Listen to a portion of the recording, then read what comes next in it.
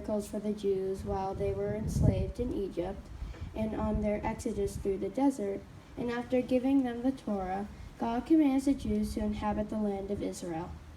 Before leading the Jews to the land of milk and honey, Moses sends 12 spies to scout out the territory and its inhabitants, specifically requesting that they return with just the facts, not opinions. Except for Caleb and Joshua, the returning spies reported that the land would be impossible to conquer, even with God's help, pointing to a huge cluster of grapes harvested from the lush and fertile land.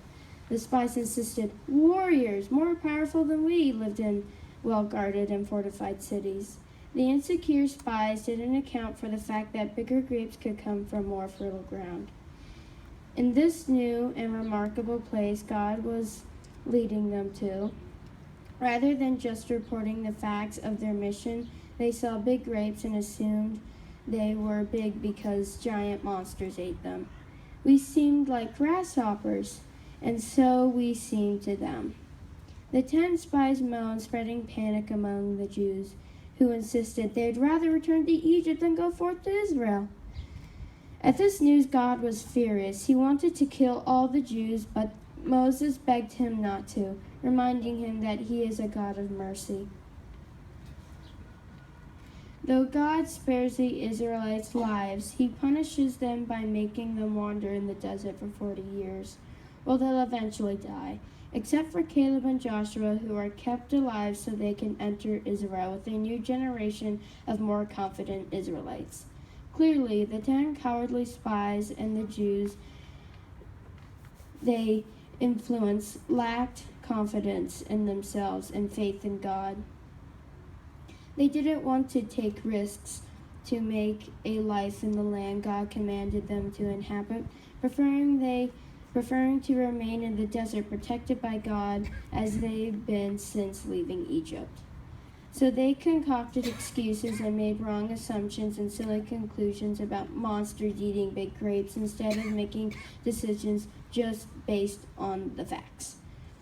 Only Joshua and Caleb had faith, not just in God, but also in themselves.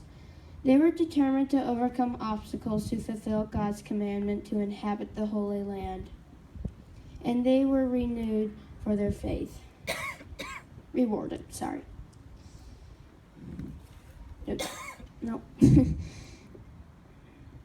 In studying this Torah portion, I realized it's about the varieties of courage, faith, and confidence, as well as hard work, determination, and personal responsibility.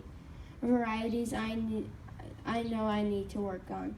I also realized that I have a very cool story to tell you guys, because in many ways, the story of the wandering Jews is also my story.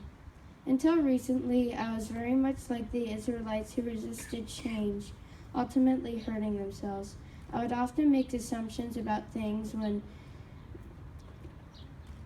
I had no idea how easy or how hard it was, just like the Jewish spies. I lack confidence and resist making the effort necessary to overcome obstacles, or even do what was best for me, like eating broccoli. I spent more energy concocting excuses to do what I didn't want to do than it would take to just do it, like homework.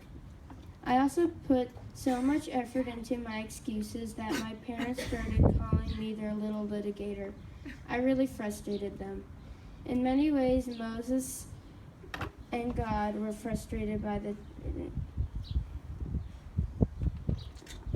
the way Moses and God were frustrated by the 10 of 12 spies who returned from Israel, having concluded it was impossible to inhabit. For most of my life, I've been more like the intimidated Jews, often scared to attempt new things. But recently, I've been more confident and determined. I am learning how to be more like Caleb and Joshua, to make the effort even without my parents asking me to accept help, even when I didn't think I needed it. And to have faith that ultimately I can overcome obstacles that life presents. You know what? My B's and C's have turned into A's and A pluses. With each obstacle I've overcome and accomplishment I've attained, I've grown more confident, determined, and willing to take risks in pursuit of my goals, more like Caleb and Joshua.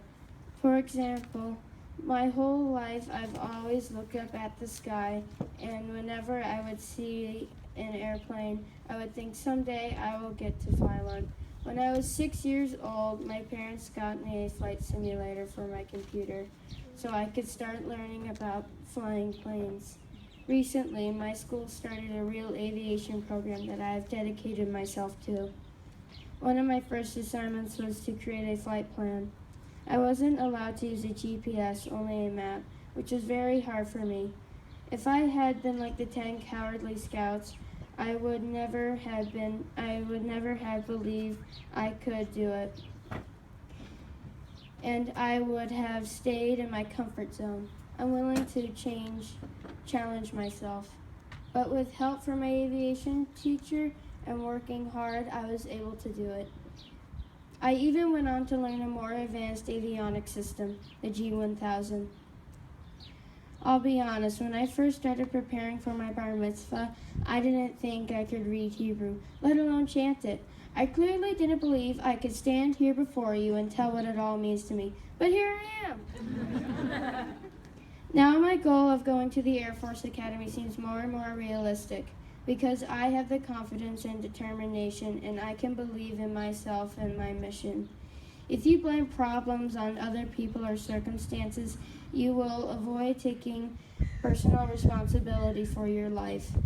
I know I can't always be in control, but I realize the majority of what happens in my life is up to me. First, I must respect myself. As Clint Eastwood advises, because self-respect leads to self-discipline. When you have both firmly under your belt, that's real power, he insists. One last thing, in addition to the story of the spies, my Torah portion speaks about the meaning of the fringes on the talit, or prayer shawl. They're blue. So we'll notice them and remember to study the Torah, because Torah study leads to good deeds. Together, more aware of all the Torah teaches, we can be more like Joshua and Caleb, partners with God in making the world a better place. As a bar mitzvah now, I understand this and am proud to be a member of the Jewish people, the oldest civilization in human history, and to be God's partner in making the world a better place. I didn't always think so, but I know now that I can be a role model for my friends who look at my accomplishments and say, if he can do that, so can I. Each of us can help inspire more Calebs and Joshuas by being more like Caleb and Joshua. You're all like them because you're here in Eretz Israel for my bar mitzvah. And you didn't concoct crazy reasons to stay home. I hope it's been worth it for you. It sure has been wonderful for me to have you here, so thank you.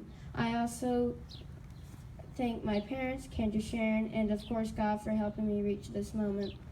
And I would like to thank the Sturm family and the Klitzmans family, because unfortunately my Aunt Helen passed away, and they didn't use that as an excuse, and they came here for that.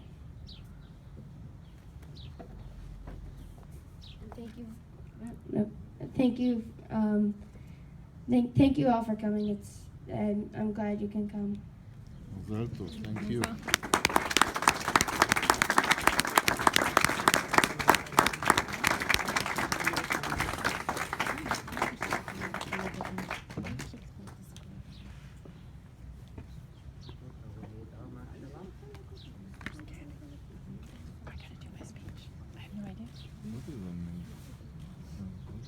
We now continue our service on page 42, and I'd like to invite forward Ronnie and Zev and Or for addressing the Torah. And what about your mom?